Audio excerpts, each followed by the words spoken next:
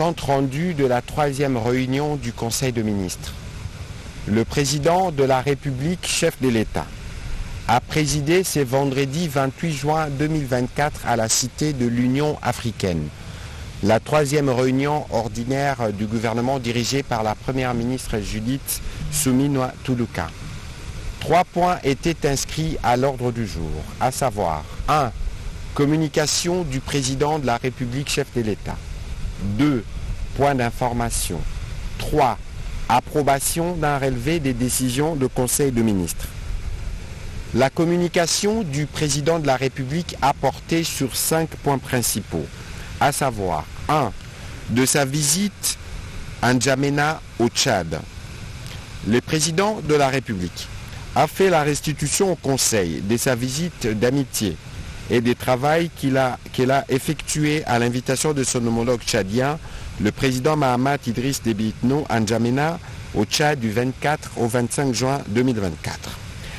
Cette visite s'inscrivait dans le cadre de l'achèvement de la mission de facilitation lui confiée par ses pairs à l'issue du 2e sommet extraordinaire de la Communauté économique des États de l'Afrique centrale sur la situation politique au Tchad. À cette occasion, il a reçu la décoration lui décernée par le président Mahatma Idriss Déby Itno en signe d'amitié et de la coopération entre nos deux nations et témoignage des efforts communs pour la paix et la stabilité en Afrique centrale. Au cours de leurs entretiens, ils ont souligné la nécessité de tenir dans les meilleurs délais la grande commission mixte à Kinshasa afin de revisiter le cadre juridique de notre coopération bilatérale. Concernant les échanges économiques et commerciaux, il a évoqué la nécessité de redynamiser ces échanges afin de stimuler la croissance et le développement durable. Abordant la situation sécuritaire dans la sous-région, des vives préoccupations ont été exprimées face à la multiplication des conflits armés. Le président Mahatma Idriss Déby a exprimé ses profondes préoccupations face à la situation sécuritaire dans l'est de notre pays et ils ont ensemble avec le président de la République appelé la communauté internationale à intensifier son soutien pour faire face à la crise à la fois sécuritaire et humanitaire qui continue à occasionner des milliers de victimes. En marge de cette visite, la République démocratique du Congo et le Tchad ont signé plusieurs accords, notamment un accord cadre de coopération globale qui a été signé mais pas paraphé afin de permettre aux deux parties de s'accorder sur les termes de l'accord. Initialement, un accord de coopération globale avait été signé entre les Zaïre et le Tchad en 1984. L'accord d'exemption des visas réciproques pour les citoyens de chaque pays détenteurs d'un passeport valide pour une durée de 90 jours, l'accord pour des consultations diplomatiques régulières. Le vice-premier ministre, ministre de l'Intérieur, la ministre d'État, ministre des Affaires étrangères, ainsi que la Direction générale des migrations ont été instruits chacun en ce qui le concerne en veillant à tous les aspects du maintien de l'intégrité territoriale de prendre des dispositions nécessaires pour la mise en œuvre de ces accords et pour lancer les préparatifs de la grande commission mixte. La deuxième partie de la communication du président de la République a concerné des mesures d'encadrement pour la construction des rocades sud-ouest et sud-est de la ville-province de Kinshasa. Rappelant les lancements des travaux, des constructions de rocades sud-ouest et sud-est de la ville-province de Kinshasa, le samedi 22 juin 2024, le président de la République a souligné que ces infrastructures ont pour vocation d'améliorer la fluidité de la circulation des personnes et des biens, de désengorger la capitale, de booster le tourisme et l'urbanisation de quartiers périphériques et d'améliorer les quotidiens des populations riveraines. Ils devront être exécutés dans un délai qui ne dépasse pas 3 ans. Il s'agit d'un investissement important dont le gouvernement a la responsabilité d'assurer la bonne exécution ainsi que l'appropriation et la protection par la population. Du 30 juin, qui fait état d'une spoliation d'un espace public, propriété de l'État, avec la dégradation de la voirie urbaine, d'entrave à la mobilité des usagers et des risques sécuritaires dans une zone comprenant des services publics sensibles.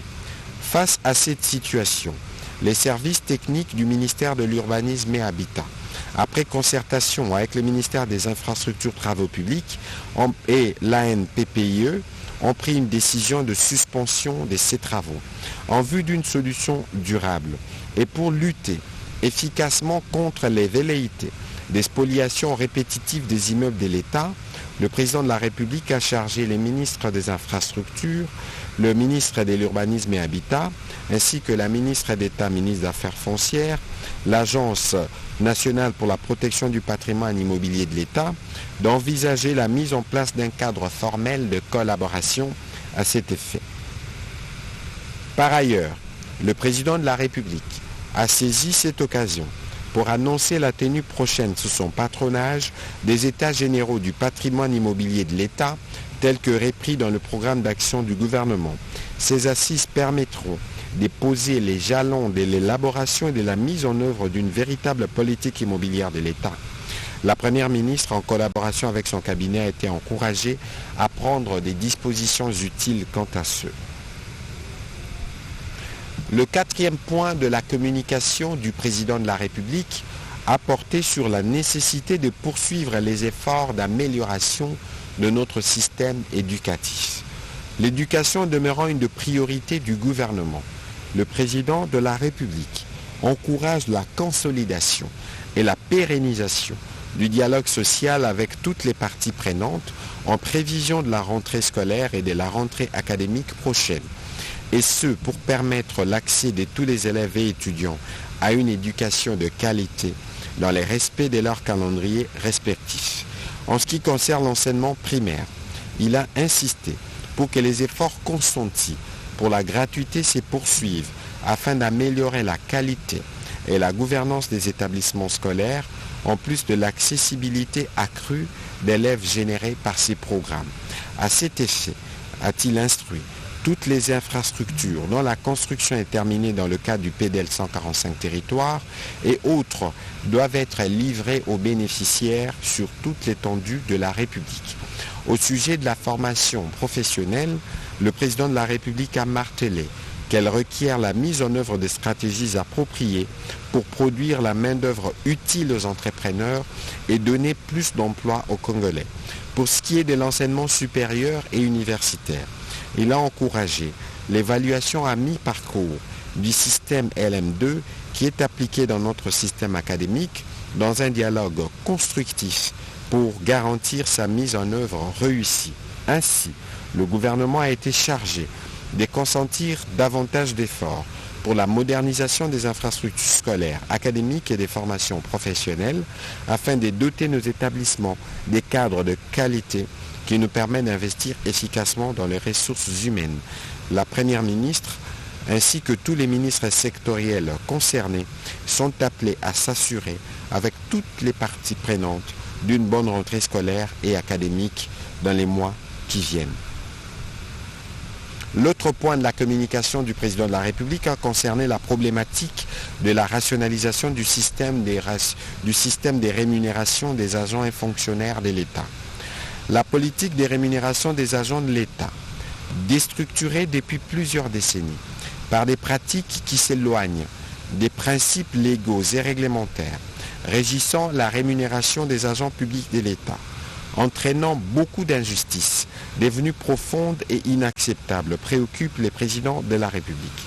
Des graves disparités sont constatées entre les différentes administrations, selon que dans certains services, les agents sont correctement rémunérés avec salaire et primes, tandis que dans d'autres, les primes sont soit inexistantes ou dérisoires. D'autres agents non carrément rémunérés, communément appelés agents non payés. Ces mêmes inégalités et disparités sont également constatées entre les services centraux à Kinshasa et ceux déconcentrés en province et dans les entités territoriales décentralisées. Cette situation, aussi amplifiée par l'existence des grilles barémiques et taux des primes fixés de façon floue et arbitraire par certains gestionnaires publics impactent négativement la bonne gestion des ressources humaines de l'État, empêchent la mobilité géographique et interministérielle des fonctionnaires et fragilisent la cohésion sociale au sein de notre appareil administratif. Pour mettre fin à ces systèmes, qui constituent les germes de bien des frustrations sociales, le vice-premier ministre de la fonction publique a été chargé d'engager sous la supervision de la première ministre et en collaboration avec le ministre d'État, ministre du Budget, ainsi que le ministre des Finances, des travaux devant aboutir à la mise sur pied, dans un délai raisonnable, d'une nouvelle politique salariale, plus juste, équitable, rationnelle et soutenable de tous les agents publics de l'État. Dans la suite de la communication du président de la République, la première ministre chef du gouvernement a fait la restitution au Conseil de la mission qu'elle a effectuée du mardi 25 juin au jeudi 27 juin 2024 dans les provinces du Sud et du Nord Kivu. Une mission qui s'est inscrite dans une double perspective, à savoir présider la fin de la première phase du processus de désengagement de la MONUSCO et apporter l'assistance à nos compatriotes victimes de catastrophes naturelles, des incendies, des personnes déplacées, mais aussi faire le point général de la situation sécuritaire et opérationnelle dans la province du Nord Kivu spécifiquement. À Bukavu, elle a saisi l'occasion de son séjour pour s'adresser entre autres à la population à la place de l'indépendance sur le sens de sa visite et les grandes priorités de son action à la tête du gouvernement. Après, elle s'est rendue au quartier Nyamugo pour visiter les compatriotes qui ont été touchés par les récents incendies qui ont ravagé plus d'une dizaine d'habitations. À l'étape d'Igoma, elle a eu l'occasion d'échanger avec les autorités militaires sur la situation générale de la province. Elle a aussi réuni la communauté humanitaire pour faire le point sur la situation humanitaire afin d'avoir une vue globale de l'étendue des besoins et des solutions à y apporter. Spécifiquement, la première ministre a tenu à saluer la bravoure de nos vaillants militaires sur les différents fronts ainsi que les volontaires pour la défense de la patrie. Elle a rassuré que la situation est suivie de très très près. Au camp des déplacés de Mugunga, la première ministre a tenu à se rendre personnellement compte des conditions difficiles dans lesquelles vivent nos compatriotes dans ce camp et leur apporter un message d'espoir du président de la République tout en réitérant la détermination du gouvernement à mettre à tout prix fin à cette situation. À l'hôpital militaire de Goma, la première ministre a dit sa solidarité à nos vaillants militaires blessés et s'est engagée à suivre de près leur prise en charge médicale. Elle a clôturé sa tournée au cimetière du Génocoste pour rendre hommage aux compatriotes tués il y a quelques semaines par un bombardement rwandais au camp des déplacés de Mugunga. Au deuxième chapitre du Conseil de ministres de ce jour, relatif au point d'information, le vice-premier ministre, ministre de l'Intérieur, représenté par le vice-ministre chargé des Affaires coutumières, a, au cours de la séance du Conseil de ministres de ce jour, présenté l'état et l'administration du territoire. L'état d'esprit de la population a été marqué cette semaine par les commentaires globalement positifs, consécutifs à la décoration du président de la République chef de l'État à la dignité de Grand Croix dans l'ordre national de la République du Tchad pour son accompagnement du processus de paix et de transition dans ce pays.